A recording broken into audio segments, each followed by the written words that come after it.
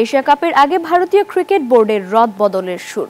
BCCI সভাপতির পদে আসতে যাচ্ছে পরিবর্তন।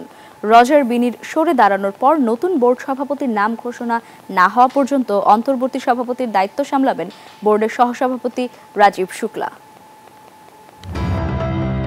এশিয়া কাপ শুরু হতে বাকি হাতে গোনা কয়েকদিন, এর মধ্যেই টালমাটাল অবস্থা ভারতীয় ক্রিকেট বোর্ডে। জাতীয় দলের স্পন্সর হারানোর পর এবার বোর্ড সভাপতির পদ ছাড়লেন রজার বিনি। তবে এ নিয়ে বিস্তারিত কিছুই জানায়নি ভারতীয় ক্রিকেট বোর্ড। সৌরভ গাঙ্গুলির পর 2022 সালের অক্টোবর মাসে বিসিসিআইয়ের দায়িত্ব নিয়েছিলেন রজার বিনি। Gold's Gym across 30+ countries with over 700+ locations worldwide. Train anywhere, belong everywhere.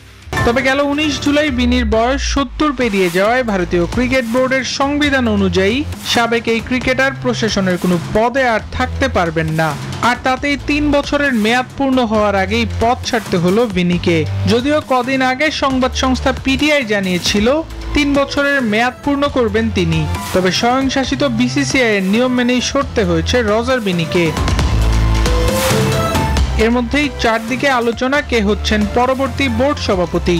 তবে এর আগে সেপ্টেম্বর মাসের পরবর্তী বার্ষিক সাধারণ সভার আগ পর্যন্ত বর্তমান সহসভাপতি রাজীব শুক্লা বোর্ডের সব দায়িত্ব সামলাবেন সভাপতি হিসেবে।